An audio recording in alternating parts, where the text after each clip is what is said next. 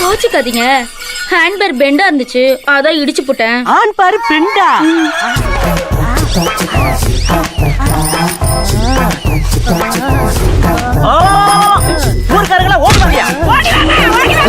ஏண்டா ஒரு பொட்ட பிள்ளைய நட்ட நடு ரோட்ல இப்படி அசிங்கப்படுத்திட்டு இருக்க?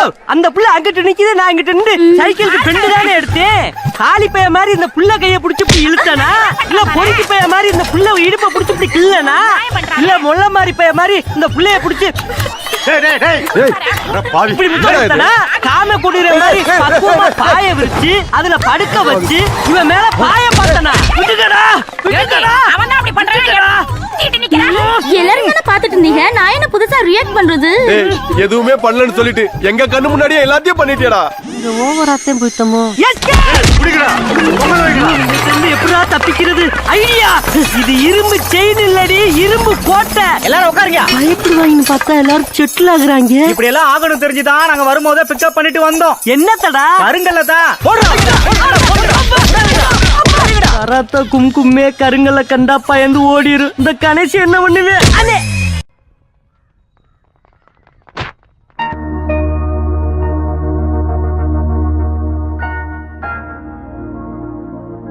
విఘ్నేశ్వరుని చూసి నవ్వుతున్నాడేంటి? ఓ అయ్యో అమ్మా, జాగ్రత్తగా రావచ్చు కదా. కావాలని పడ్డాను. April fool. పోవే మోహన్ చూడు, ముఖ్యమైన పని మీద బయటకు వెళ్తుంటే ఇలా ఫోన్ చేసావంటే? అది కాదన్నయ్య, ఏప్రిల్ 1వ తారీఖున ఒకసారి మోసపోతే మళ్ళీ మోసపోరని అంటారు. నువ్వు వెళ్లే పని తప్పకుండా సక్సెస్ అవుతుంది. అన్నయ్య, ఆల్ ది బెస్ట్. రే చిట్టి, అన్నయ్య వదిన చూడడానికి వెళ్తున్నాను. వదిన ఓకే చెప్పాలని మీ బాస్ భైరవుని కోరుకో. ఏంటో చూస్తున్నావు, నీకు త్వరలో పెళ్లి చేస్తానులే. ఏంటి బాబు నువ్వు నీకేనయ్యా ఎవరు పిల్లనివ్వరు? ఏంటి మన చిట్టిగాడు పులివెందల్లో సూపర్ ఫిగర్స్ సెట్ చేసి పెట్టుకున్నాడు. సత్తిగా ఏమయ్యా, గేటు తెరిచి ఉంచితే ఏదో ఫిగర్ తీసుకొని చెరువు కట్టి వెళ్ళిపోతోందయ్యా. ఏదో ఒక రోజు స్పాట్ లో ఫిగర్ తో నాకు దొరకాలి. ఆ రోజు నేను కొట్టే కొట్టుడికి నువ్వు దిక్కుతోతగా అటు ఇటు పరిగెత్తుతో చూస్తూ ఉండు. అంత అర్థమవుతుందయ్యా. రారాశివా, ఏంటి సడన్ గా ఇలా వచ్చావు? రాధికని మీటే మాట్లాడాలి, అందుకే. ఎగ్జామ్స్ పూర్తయ్యి కాలేజీకి సెలవులు ఇచ్చి వారమైంది కదరా. చెప్పు శివ. హలో జయంతి, ఎక్కడున్నావు? మా ఊర్లో ఉన్నాను. రాధిక? చెప్పు జయంతి, తిరుపతి నుంచి శివ ఫోన్ చేశాడు. నిన్ను చూడడానికి మన ఊరికి వస్తున్నాడంట. నువ్వు పెద్ద బ్రిలియంట్ అని ఫీలింగా? ఇలా తప్పించుకుంటే ప్రాబ్లం సాల్వ్ అవుతుందా? కొంచెం సైలెంట్ గా ఉంటావా? రాక సస్తానా?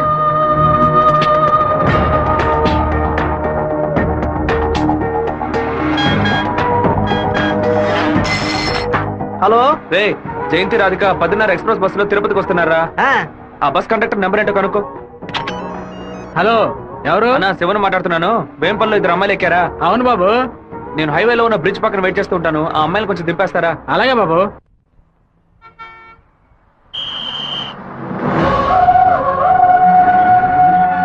అమ్మా, శివగారు మీకోసం చాలాసేపటి నుంచి ఎదురు చూస్తున్నారమ్మా, కొంచెం దిగండి అమ్మా.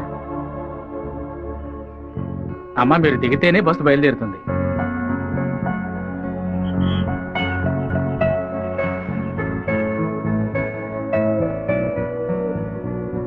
నిన్ను కంపల్ చేసి రప్పించినందుకు సారీ.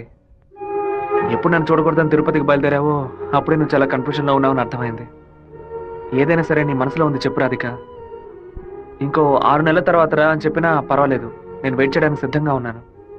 ఎప్పుడైతే నువ్వు నా కోసం దెబ్బలు తిన్నావో అప్పుడు నాలో ఏర్పడిన గిల్టీ ఫీలింగ్ వల్ల నీ మీద ప్రేమ పుట్టింది.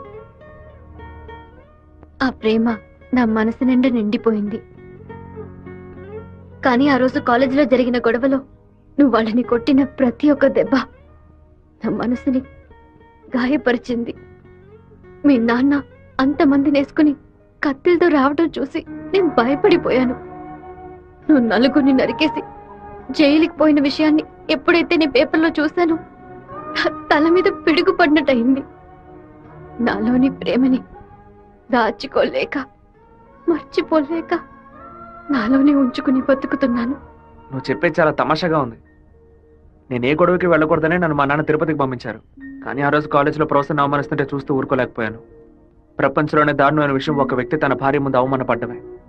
అందుకే ఎదిరించాను. తిరుపతిలో నేను ఆ నలుగురిని నరకపోతే ఆ నలుగురు కలిసి నన్ను నరికేసేవాళ్ళు. ఓ చిన్న పిల్లి కూడా దానికి ఏదైనా సమస్య వస్తే ఎదురిస్తుంది. నా ప్రాణాన్ని కాపాడుకోవాలని ఆశ నాకుండదా? ఈ వివరాలన్నీ మా అమ్మతో నేను చెప్పలేను. దానికి నన్నేం చేయమంటావు?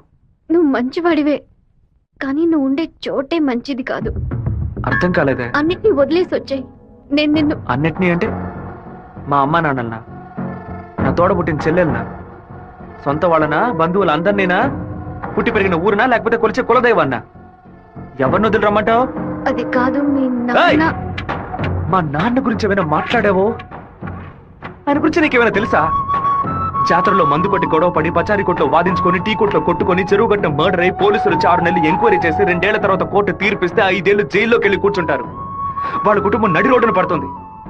కానీ ఎప్పుడు గొడవ అవుతుందో అప్పుడే వాళ్ళని పిలిచి ఎంక్వైరీ చేసి 2 పీకి వాళ్ళిద్దరిని కలిపి బుద్ధిగా ఉండండి అని చెప్పి ఆ 2 కుటుంబాన్ని ఏ ప్రతిఫలం ఆశించకుండా కాపాడేవారనే మా నాన్న. చేత కట్టిపట్టిన ప్రతివాడు చెడ్డవాడంటే వీరభద్రస్వామి, ఛత్రపతి శివాజీ, కృష్ణదేవరాయలు, ప్రతాపరుద్రుడు వీళ్ళందరూ చెడ్డవాళ్ళ? కోపిష్టి కత్తి పడితేనే అది తప్పు, కాపలవాడు పడితే తప్పు కాదు. ప్రేమ కోసం ఏదేదో వదిలేసి రమ్మంటారు. కన్న తల్లిదండ్రులను వదిలేసి రమ్మన్న మొదట అమ్మాయివి నువ్వేనే. ఒకే గూట్లో ఉంటేనే అది కుటుంబం, 2 విడిగా ఉంటే అది నరకంతో సమానం. నీకు మీ అమ్మ ఎంత ముఖ్యమో నాకు మా నాన్న అంతకంటే ముఖ్యం. నిన్ను ప్రేమించిన పాపానికి ఏం చేయకుండా వెళ్ళిపోతున్నాను. ఇదే మాట ఇంకెవరైనా అనుంటే అక్కడే నరికి పాతేసేవాడిని. నన్ను అవాయిడ్ చేయడానికి నువ్వు వేరే ఏ కారణం చెప్పినా జీవితాంతం నిన్ను తలుచుకుంటూ ఉండిపోయేవాడిని. కానీ ఎప్పుడు మా నాన్ననో కారణంగా చెప్పావు, ఈ క్షణం నుంచి నేను మర్చిపోతున్నానే.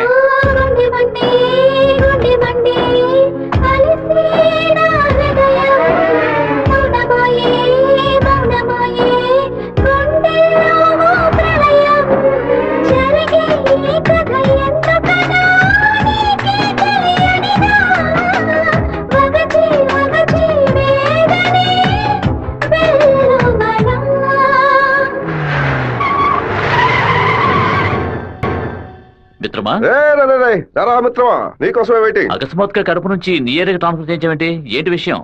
ఓ చిన్న ప్రాబ్లం. ఇప్పుడు నేనేం చేయాలో చెప్పు. ఆ వీరభద్రాన్ని అరెస్ట్ చేసి ఒక్కరోజు జైల్లో పెట్టాం. మా వాళ్ళని పంపి వాడిని లేపేస్తాను. దానికి ముందు జైలుకు తీసుకెళ్లే దారిలో వాడిని 2 నిమిషాలు నా ఇంటికి తీసురా. వాడి చంప పతల కొడతాను. అది ఎందుకన్నా? ఇలాగేగా నా చంప మీద కొట్టాడు. దున్నపోతున్నారా? ఈ ఏరియాలోనే పెద్ద మనిషి అంటున్నావు. ప్లాన్ వేయకుండా అరెస్ట్ చేయడం కష్టం. ఓ పని చేద్దాం. బెజవాడ మెయిన్ బజార్ లో ఉన్న ఒక కొట్లో 100 రూపాయల దొంగ నోటు మారుస్తూ మనవాడు కూడా అరెస్ట్ అయ్యాడు. వాడు అనంతపురంలో ఉన్న ఒకటి పేరు చెప్పాడు. వాడి దగ్గర 10,000 రూపాయల దొంగ నోట్లున్నాయి. ఇప్పుడు కేసు నా దగ్గరకు వచ్చింది. నేను వాడిని ఓ 4 పీకులు పీకితే వాడు అనంతపురంలో ఉన్న వీరభద్రుడే ఈ దొంగ నోట్లకి హోల్సేల్ డీలర్ అని ఓ స్టేట్మెంట్ ఇస్తాడు. వాళ్ళ ఇంట్లో 4 లక్షల దొంగ నోట్లు పట్టుకుంటాం. నీ ప్లాన్ ని తీసుకెళ్లి చెరువులో పడే. దుండపోతా 4 లక్షల దొంగ నోట్ల ఆడిట్లో ఎలా ఉంటాడు? అందుకు నువ్వున్నావు కదా. నువ్వు మంత్రివి, నీ చుట్టూ ఇంత బలగం ఉంది. ఇంత చిన్న పని కూడా నువ్వు చేయలేవా? బ్యాట్ లేకుండా సిక్సర్ కొట్టావు కదరా. జీనియస్ రా నువ్వు. ఎవరి కొమ్మని నరికేసింది? తెలీదు బాబు. తీసి పక్కనేయండి. చెప్పండి మన అన్న. ఇంటికి సెర్చ్ వారెంట్ తో పాటు డిఎస్పీ ఆఫీస్ నుంచి ఒక పెద్ద టీం వస్తోంది. విషయం ఏమిటో నాకు కూడా తెలియదు. ఇదంతా రాజశేఖర్ గడి పనే. పదవి చేతిలో ఉంది కదా అని పగ సాధిస్తున్నాడు. ఇది నరికినట్లేదు, విరగొట్టినట్టుంది. అవునరా మామా. శివ అటు చూడు.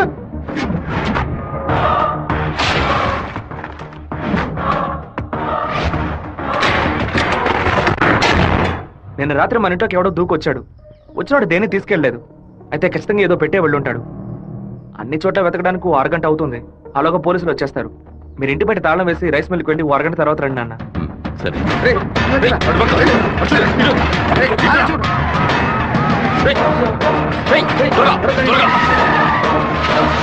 అన్ని దించండి.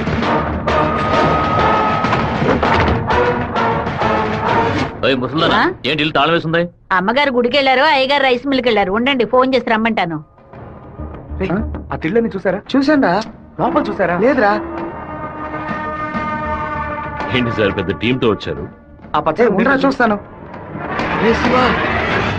నా ఇంట్లో దొంగ రోడ్ల అని ఎవరు చెప్పారయ్యా? అది మీకు చెప్పాల్సిన అవసరం లేదు. సచ్ వారెంట్ ఉంది. వాడు తిన్నే పెట్టుంటాడు. రండి. వెతుక్కోండి. చూసుకోండి సార్.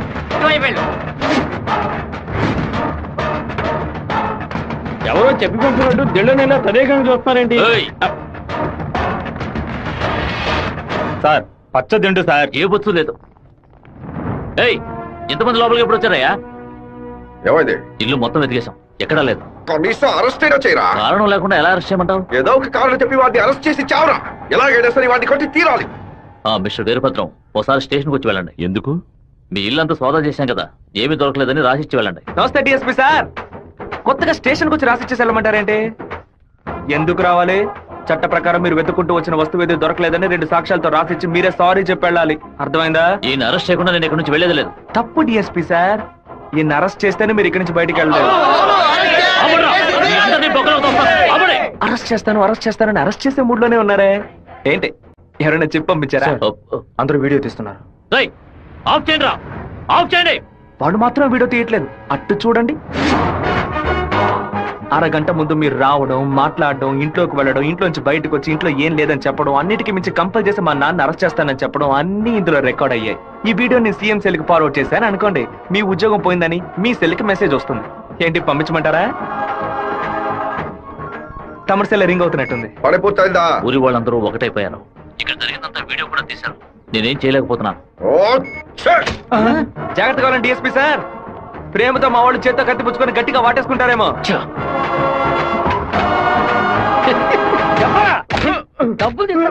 మనకు భయపడి అబద్ధం చెప్పాడు. వదిలేయరా వాడిని.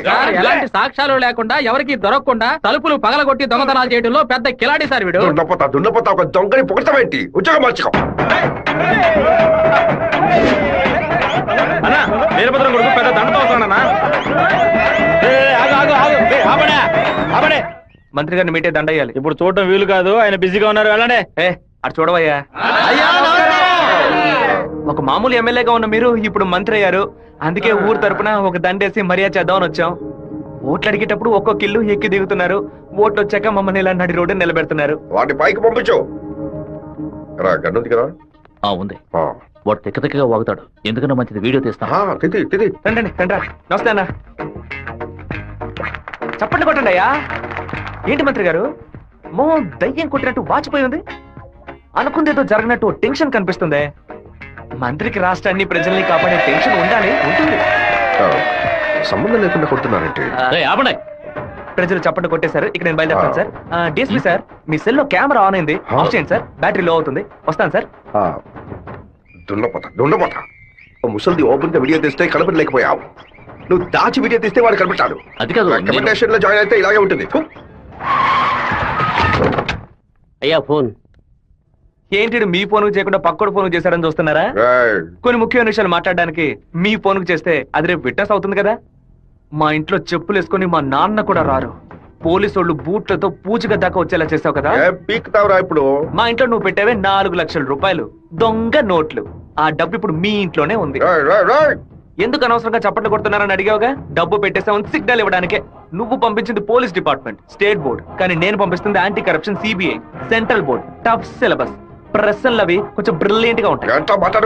బెజవాడ నుంచి వాళ్ళు బయలుదేరి చాలా సేపు అయింది. నీ బల్ల అయితే వెతికి కనిపెట్టు. మన ఇంట్లో దొంగలు ఉన్నాయంట, వెతకండ్రా.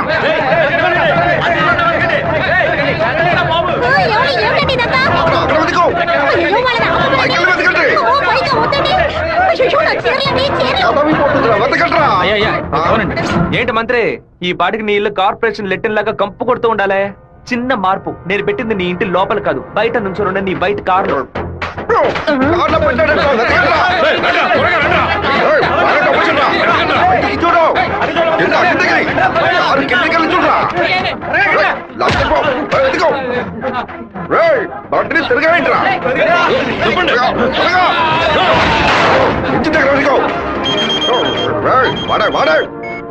డబ్బు ఎక్కడ ఉందో చెప్పరా? చెప్పంటావా? నీలాంటి నీచులు కొంతమంది పెళ్ళానికి తెలియకుండా దాచుకుంటారే అక్కడ. పిల్లలకి తెలియకుండా ఏం దాచుకుంటా?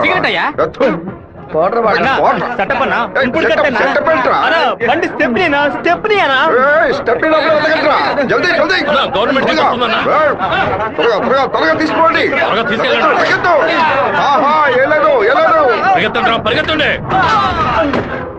నమస్కారం అయ్యా, నేను మున్సిపాలిటీ నుంచి వస్తున్నాను. మీ ఇంట్లో దోమలు ఎక్కువగా ఉన్నాయని ఫోన్ వచ్చింది, అందుకే జేఈ గారు పంపించారు సార్. ఎక్కడ కొట్టాలండి? ఓ 1000 దోమలు నా బండిని బోర్లా పడేసి పక్కన తోపుకుపోయాయి. వెళ్ళి కొట్టండి. ఏంటి అలా మాట్లాడతారు? పోండ్రా. ఏంటి మంత్రి, నేను ఫోన్ చేసింది యాంటీ కరప్షన్ కో సిబిఐకో కాదు, మున్సిపాలిటీకి. వాళ్ళు తెచ్చిన మందుని ఏ పాపం ఎరగని పురుగులు కొట్టడం మానేసి అన్ని పాపాలు చేస్తే నువ్వు తాగి చావు. 64వ సెల్. పిల్ల నా కొడుకు గంటలో నాకు పిచ్చి పడించాడు. ఒక ఆడపిల్ల నీతో మాట్లాడటానికి దిగొచ్చిందిరా, స్మూత్ గా డీల్ చెయ్యి.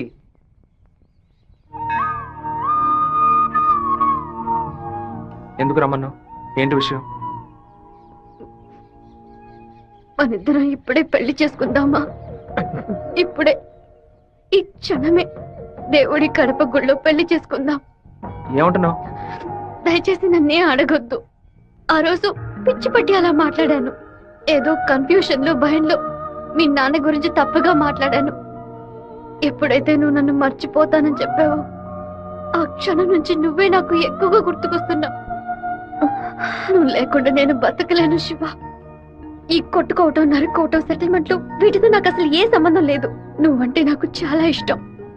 నువ్వు నాకు కావాలి.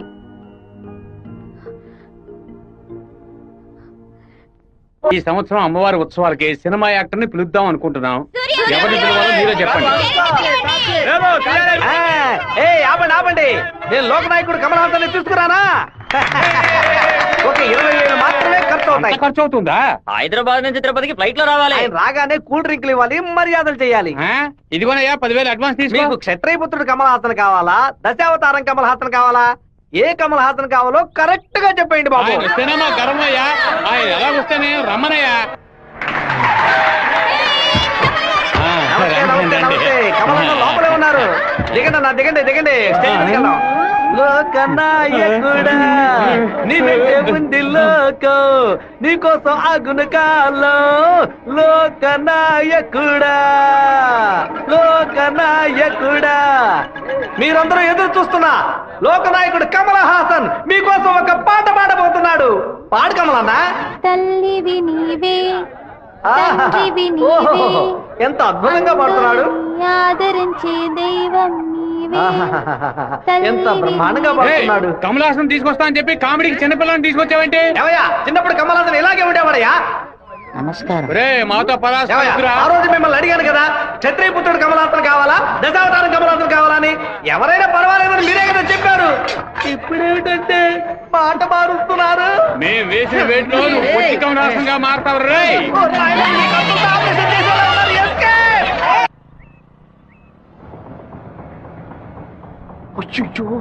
నాన్న బండి మనల్ని ఫాలో చేసుకుంటూ వస్తుంది. తిరిగి చూడకు. బాగా దొరికిపోయాం. దిగు దిగు. ఆయన దగ్గరకు వచ్చారంటే టక్కని కాళ్ళ మీద పడు. అర్రే, ఏంటి బాబు, నాన్నగారని కూడా భయపడ్డారా? ఎవరు తను? తనే ఏప్రిల్ ఫూలా? బైక్ లో తిరుగుతున్నారేంటి? ఎవరు చూడరానా? లేదు, ఇవాళే ఫస్ట్ టైం. లవ్ వర్కౌట్ కాకముందు విపరీతంగా బాధపడ్డావు, వర్కౌట్ అయిన తర్వాత నాకు చెప్పనే లేదు. అన్నీ నేనే తెలుసుకోవాలి. So sweet. నేను భయపడిపోయాను తెలుసా. నువ్వెంత స్వీట్ అయితే మీ వాళ్ళకి ఎంత స్వీట్ గా ఉంటారో. రేపే మీ ఇంటికి వస్తున్నాను. సూపర్ గా వచ్చి దిగుతాను చూడు. ఎవరమ్మా నువ్వు? మీ అయ్యగారిని కలవాలి. ఇక్కడే ఉండు, అడిగి వస్తాను. అన్నయ్య, ఎవరు కావాలమ్మా? ఆగమ్మా ఆగమ్మా, నీ పాటికి నువ్వు అలా లోపలికి వచ్చేస్తే ఎలా? అయ్యయ్యో, ఈ అమ్మాయి ఎవరు నిరికించబోతుందో తెలియట్లేదే. జాగ్రత్త. నేను బాగుండాలని ఆశీర్వదించండి. వచ్చిన పని ఏంటో ముందు చెప్పమ్మా. నేను కడప నుంచి వస్తున్నాను. ఎవరికైనా సరే సమస్యను వస్తే మీరు తీరుస్తారని విన్నాను. నాలాంటి అమ్మాయికి ఓ సమస్య వస్తే మీరు తీర్చకుండా పోతారా? నీ సమస్య ఏంటో చెప్పమ్మా. ఏమిటని అది? బట్టల సబ్బులు ఈ ఏరియాలో సూపర్ సోప్ అమ్మే ఏజెంట్ గా నన్ను అపాయింట్ చేశారు. మీరు ఈ సోప్ కొంటే మీ ఊరు వాళ్ళందరూ ఈ సోప్ కొంటారు. మీరు చెప్తే ఎవరికైనా ఓట్లే వేస్తున్నారు. సోపు కొనుక్కోరా. అయ్యో పాపం. సుబ్బారావు, నువ్వు సోపు కొను, మన వాళ్ళందరినీ కొనమంచు. సరేనే. ఒరేయ్, 10 సోపులు తీసుకోరా. గంగా, పిలిచారండి? ఏం జరుగుతోంది ఇక్కడ? ఏముంది, ఆ కుక్కలు. పళ్ళు రాలు కొడతాం, జాగ్రత్త. ఏంటి? వచ్చిన ఎవరో తెలుసా నీకు? తెలీదు. అమ్మాయి లోపల తీసుకురా. లక్ష్మి, నువ్వు మీ అన్నయ్య అమ్మాయిని చూసి సౌజ్ఞలు చేసుకోవడం నేను కాలద్దంలో చూశాను. ఎవరు అమ్మాయి? రామ్మా. కూర్చో. వేంపల్లిలో మీ అమ్మ నాన్న ఎవరు? మా నాన్న పేరు మధుసూదన్ రావు, అమ్మ పేరు పద్మావతి. మీ నాన్న చనిపోయారు కదా? మీకు అన్ని విషయాలు తెలుసు అనుకుంటా. నువ్వు ఇక్కడికి రావడం మీ అమ్మకి తెలుసా? తెలుసు. మీ ప్రేమ నేను ఒప్పుకోనంటే ఏం చేస్తావు? హత్య చేసేస్తా. ఆత్మహత్య చేసుకుంటానని చెప్పు. గంగా, వచ్చి నీ కోడని లోపలికి తీసుకెళ్ళు. నా కొడుకు కోసం ప్రాణాలే వదిలేస్తానండి, అందుకని తనే నా కోడలు. సూపర్ గా వస్తారని అమ్మా. అమ్మో తల్లి, ఈ అమ్మాయి వచ్చిన వేళ మా ఇల్లు కళకళలాడిపోవాలి. నిండు నూరేళ్లు వద్దిల్లమ్మా. ఇవి మా అత్తగారు ఇచ్చిన గాజులు, ఇక మెదిటి నువ్వే వేసుకోవాలి. చేయి చూపించా. అన్న బెజవాడలో రైస్ మిల్ ఓనర్స్ అందరూ కలిసి ఒక సభను ఏర్పాటు చేశారట. వీరభద్రమే చీఫ్ గెస్ట్ అట. తమ్ముడు నువ్వు కొంచెం బయటకు పో. బయటికి పోరా. ఎందుకు కొత్త వాళ్ళని లోపలికి రాణిస్తాం? లేదన్నా, వాడే లోపలికి వచ్చాడు. వాడిని ఈ ఊళ్ళో మనం ఏం చేయలేం, బయట ఊళ్ళోనే లేపేయాలి. వాడు ఎలా వెళ్తున్నాడో, దేంట్లో వెళ్తున్నాడో ఎంక్వైరీ చేయండి. కిలో బియ్యం రేటు 30 రూపాయలకు పైగా ఉన్నా బస్తా రేటు మాత్రం 200 రూపాయలు దాటలేదే. కష్టపడి పండించేవాడు వ్యవసాయి. తను పండించిన వస్తువుకి తను ధర కాయించలేకపోతున్నాడే. ఇందుకేనండి ఈ సభ ఏర్పాటు చేశాం. మీరు ముందుండి ఓ నిర్ణయం తీసుకుంటే మంచిది. ఆ బిషప్ ఏనుగుని చంపే. బావా, ఈ ఆట పేరేంటి? చెస్సురా. సెక్స్. తెల్లదొరలు చదరంగానికి కూడా వెరైటీగా పేరు పెట్టారు. దాన్ని త్వరగా కోసం. అయ్యో వదిలేసాడు చూడు. పట్టుకోరా, పట్టుకో పట్టుకో. ఆ కోడిని ఎవరు పట్టుకుంటారో వాళ్ళకి మంచి బహుమానం ఇస్తారు.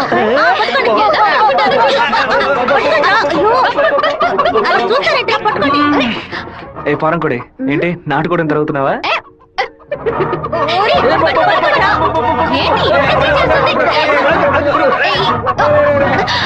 ఏం చేస్తున్నాడు వీడు? ఏంటి నన్ను పట్టుకుంటున్నా? నాకు నచ్చిన కోడిని నేను పట్టుకోగలను.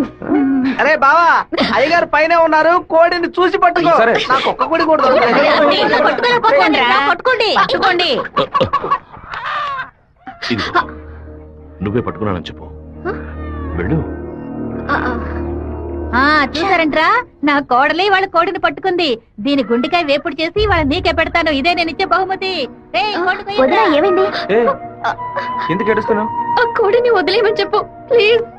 దీనికని ఏడుపు? నా చేతులతో నేనే పట్టించాను, బాధగా ఉంది.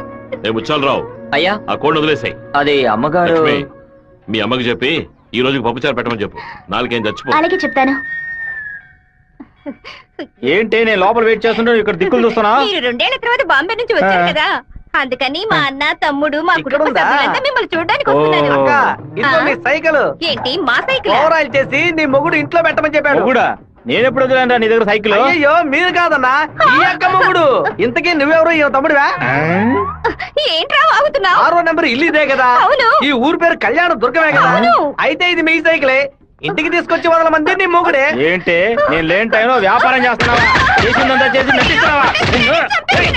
వీడి పేరు ఆడకుండా వచ్చేసామే. ఏమండే, వినాయకుడి గుడి వీధి ఇదేనా? కాదు, ఆయన తమ్ముడు కుమారస్వామి ఇది. ఊరు నాయను, తప్ప డ్రెస్ లో సైకిల్ ఇచ్చొచ్చానే. ఎంత ధైర్యం పని చేస్తావే? చెల్లిని ఎందుకు కొడుతున్నావు?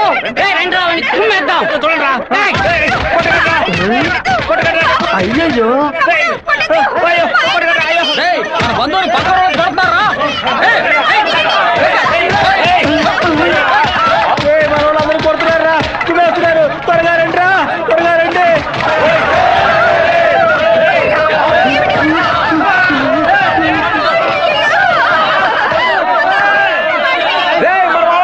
వాళ్ళ గుమ్ము గుమ్ముదాం. ఏం జరగబోతుందో తెలియట్లేదే. ఎంతో పెద్ద యాక్సిడెంట్ అయిపోయింది. మీ కుటుంబంలో ఏ సమస్య లేదు కదా? ఒక్క సైకిల్ తో మొత్తం ఊరిని నాశనం చేసావు కదరా దుర్మార్గుడా. ఎందుకక్క ఇట్ట పీకావు? పీకుడంటే ఇది కాదురా, నా పీకుడు 11 టన్నుల బరువుతో సమానం రా.